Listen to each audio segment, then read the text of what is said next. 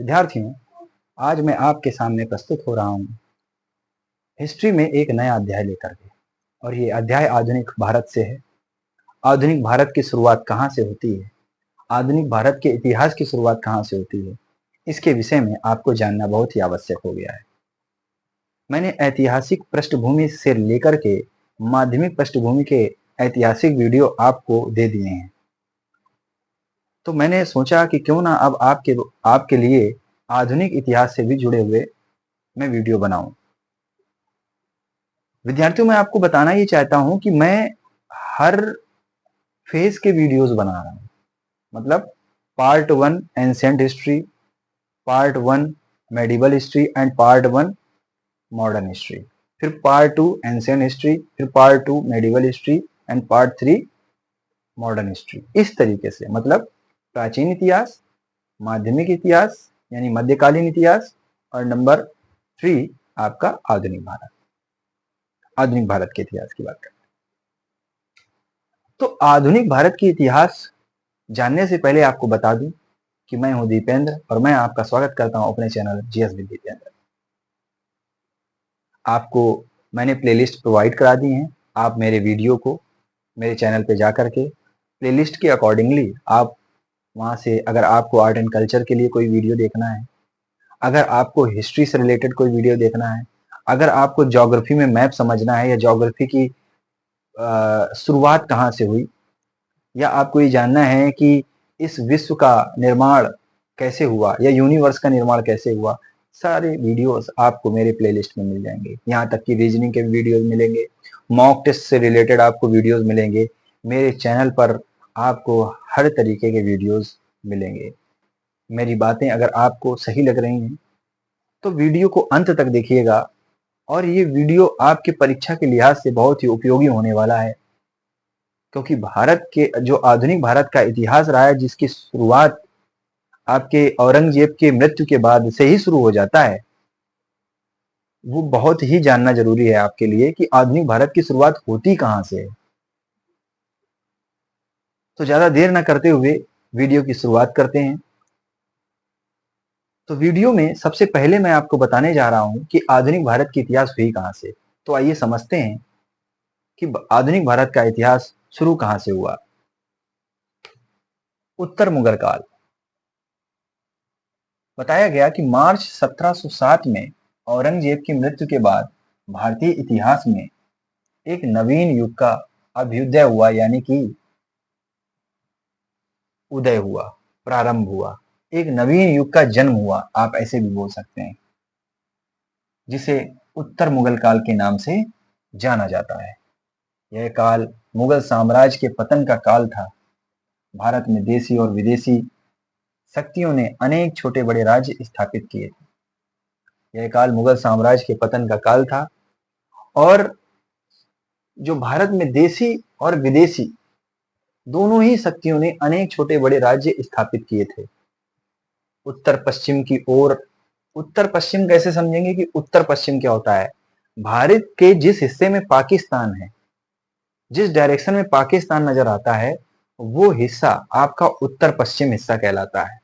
और उस उत्तर पश्चिम में जितने भी देश पड़ते हैं पाकिस्तान के बाद, वो सारे उत्तर पश्चिम ही दिशा मानी जाती है। तो यहाँ पर आया कि उत्तर पश्चिम की ओर से विदेशी आक्रमण होने लगे तथा विदेशी व्यापारिक कंपनियों ने भारत की राजनीति में हस्तक्षेप करना आरंभ कर दिया।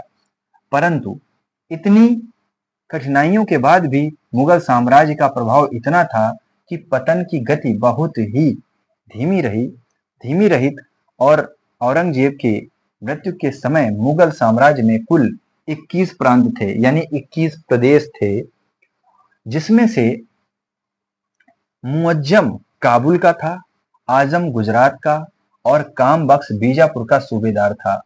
1707 ईस्वी में लड़े गए युद्ध में मुअज्जम की सेना ने आजम को परास्त कर मुगल सिंहासन पर अधिकार प्राप्त कर लिया तथा बहादुर शाह प्रथम की उपाधि के साथ दिल्ली की गद्दी पर बैठा।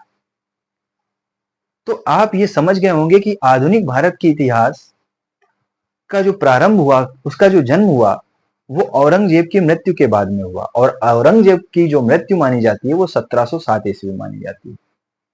औरंगजेब की मृत्यु के बाद में देशी और विदेशी जो शक्तियां थीं, उन्होंने अपने अपने राज्य बना लिए थे, अपने अपने राज्य स्थापित कर लिए थे। उत्तर पश्चिम की ओर से बात करें तो वहां पर नई जो शक्तियां थी वो आक्रमण करने लग गई थी, यानी विदेशी शक्तियां या व्यापारिक कंपनियों ने भारत की राजनीति पर हस्तक्षेप करना शुरू कर दिया था। अगर बात करें कि उस समय पर जो मुगल साम्राज्य का जब पतन होने की बारी आ रही थी तो उसकी जो गति थी वो धीमी ही रही। औरंगजेब की मृत्यु के समय मुगल साम्राज्य में कुल 21 प्रदेश थे, 21 प्रांत थे। उनमें अगर हम बात करें, काबुल में मुअज्जम, गुजरात में आजम और बीजापुर में कामबख्श सूबेदार हुआ करते थे। और 1707 में लड़े गए युद्ध में मुअज्जम की सेना ने आजम को परास्त कर मुगल सिंहासन पर अधिकार प्राप्त कर लिया और दिल्ली पर की गद्दी पर कौन बैठा? बहादुर शाह प्रथम की उपाधि मानी जाती है। तो अब बहादुर शाह के बारे में जानना बहुत ही आवश्यक हो गया है कि बहादुर शाह ने अपनी राजनीति में क्या किया। तो आइए चलते हैं बहादुर शाह प्रथम, जिसका कार्यकाल 1707 से 1712 ईस्वी तक रहा। बहादुर शाह प्रथम 65 वर्ष की अवस्था में शासक बना, यानी 65 ईयर्स, यानी जब वो 65 साल का था तब वह शासक बन पाया था। यानी एक मान के बाद चलो उस समय का ये बूढ़ा व्यक्ति था। और आगे की बात करें कि शाह आलम प्रथम एवं शाह बेखबर, शाह आलम प्रथम और एक शाह बेखबर के नाम से भी जाना जाता है। तो कहने का मतलब है बहादुर शाह प्रथम को हम दो नामों से के नाम से, जैसे शाह आलम प्रथम बोला जाता है एवं शाह बेखबर के नाम से भी जाना जाता है। शासक बनने के बाद उसने अपने समर्थकों को नई पदवियां यानी कि पोस्ट यानी पद तथा ऊंचे दर्जन प्रदान किए। ऊंचे दर्जन यानी ऊंचा दर्जा प्रदान किया। मुनीम खां को वजीर नियुक्त किया और औरंगजेब के वजीर असद खां को वकीले मुल्तलक का पद दिया गया तथा जुल्फिकार खां को मीर बख्शी बनाया गया। तो आप समझ रहे हैं कि अगर हम बहादुर शाह प्रथम के बारे में बात करते हैं तो 65 वर्ष की अवस्था में ये शासक बना। इसको दो नामों से और जाना जाता था। इसको क्या कहते हैं? शाह आलम प्रथम और शाह बेखबर के नाम से भी जाना जाता था। इसने कई सारे लोगों, अपने जो समर्थक थे इसके, उनको नई नई पदवियां और ऊंचे ऊंचे दर्जे प्रदान किए थे। जबकि मुनीम खां को वजीर बनाया गया था और औरंगजेब के वजीर असद खां, यानी कि जो मुनीम खां को वजीर बनाया गया और औरंगजेब के जो वजीर असद खां को वकीले मुतलक का पद दिया गया तथा जुल्फिकार खां को मीर बख्शी बनाया गया। जहांदार शाह 1712 से 1713 ईस्वी। जहांदार शाह एक अयोग्य व कमजोर शासक था जिसमें सदा व्यवहार और शिष्टाचार की कमी थी। जहांदार शाह ने गद्दी प्राप्त करने में तत्कालीन शक्तिशाली अमीर जुल्फिकार खां की सहायता ली थी, जिसे कालांतर में वजीर के सर्वोच्च पद पर तथा उसके पिता असद खां को वकील नियुक्त किया गया। जहांदार शाह ने आमेर के राजा जयसिंह को मिर्जा की उपाधि के साथ मालवा का सूबेदार बनाया। अगर आप बहादुर शाह प्रथम के बारे में समझ गए तो बहादुर शाह प्रथम के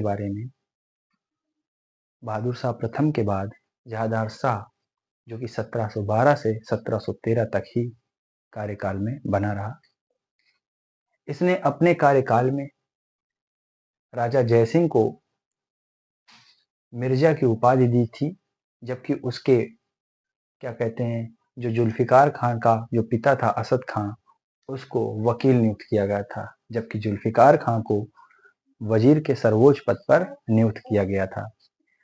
हालांकि अगर बात करें कि तो जहांदार शाह एक अयोग्य व कमजोर शासक था, यानी अयोग्य और कमजोर शासक था। आगे की बात करें कि अजीम उस शान के पुत्र फर्रुखशेर जहांदार शाह का भतीजा ने हिंदुस्तानी गुट के अमीर सैयद बंधुओं के सहयोग से जहांदार शाह को सिंहासन से अपदस्थ कर दिया और 11 फरवरी 1713 को उसकी हत्या करवा दी। जहांदार शाह को लोग लंपट मूर्ख भी कहते थे। आप समझ रहे हैं कि कितना अयोग्य था। और फर्रुखसियर जो कि उसका भतीजा था, उसने जहांदार शाह को मरवा दिया था, और वो भी 11 फरवरी को। 1713 11 फरवरी में जहांदार शाह की मृत्यु हो जाती है। और क्या होता है, जहांदार शाह को लोग क्या कहते हैं, लंपट मूर्ख भी कहते थे। आगे की बात है तो फर्रुखसियर का कार्यकाल 1713 से 1719 ईस्वी में शुरू हुआ। फर्रुखसियर को मुगल बादशाह की गद्दी सैयद बंधुओं अब्दुल्ला खां और हुसैन अली खां बरहा के सहयोग से मिली। सैयद बंधुओं ने फर्रुखसियर के गद्दी पर बैठते ही जजिया समाप्त करवा दिया। जजिया एक टैक्स का नाम है, एक कर का नाम है, उससे समाप्त करवा दिया गया। अब्दुल्ला खां को वजीर का पद एवं कुतुबुल मुल्क की उपाधि तथा हुसैन अली को मीर बख्शी का पद एवं अमीर उल उमरा की उपाधि मिली। फर्रुखसियर ने जयसिंह को सवाई की उपाधि दी थी, जबकि 1719 ईस्वी में हुसैन अली खान ने मराठों से सैन्य सहायता लेकर के फर्रुखसियर को अपदस्थ कर अंधा बना दिया था तथा बाद में उसकी हत्या भी करा दी गई। फर्रुखसियर को दुर्बल, कायर और निंदनीय होने के कारण घृणित कायर भी कहा गया। तो अगर आप जहांदार शाह और फर्रुखसियर के बारे में बात करें तो इनसे रिलेटेड क्वेश्चन आ जाता है कि आपसे पूछ दिया जाएगा कि बताइए कि ऐसा कौन सा शासक था मुगल शासन के दौरान में जिसको लंपट मूर्ख भी कहा गया। और फिर एक क्वेश्चन आपको कंफ्यूज करने के लिए ये भी डाल देते हैं कि ऐसा कौन सा शासक रहा मुगल शासन में जिसको घृणित कायर भी कहा गया। तो आप ऐसे क्वेश्चन का आंसर कमेंट बॉक्स पर राइट करके दे सकते हैं। मैं आपका इंतजार कर रहा हूं। सो स्टूडेंट्स, आज की वीडियो में बस इतना ही। आगे मैं आपको इसके आगे का कायाकल्प बताऊंगा। क्योंकि मैंने कहा कि आज के लिए इतना ही। वीडियो के दौरान अगर आपको वीडियो पसंद आया हो तो वीडियो को लाइक करें, अपने दोस्तों, अपने बंधुओं, परिवार, रिश्तेदारों को शेयर करें। अगर चैनल पे नए आए हैं तो चैनल को सब्सक्राइब भी करें। मेरे द्वारा बताई गई जानकारी आपको समझ में आती है तो आप लाइक का बटन भी दबा सकते हैं और कमेंट बॉक्स पर अपनी राय हमें व्यक्त कर सकते हैं। वीडियो अगर अच्छा लगा तो लाइक करें, वीडियो खराब लगा तो डिसलाइक भी कर सकते हैं। और डिसलाइक से अच्छा तो यही रहेगा कि अगर आप अपने सुझाव मुझे देंगे तो वो ज़्यादा अच्छा रहेगा।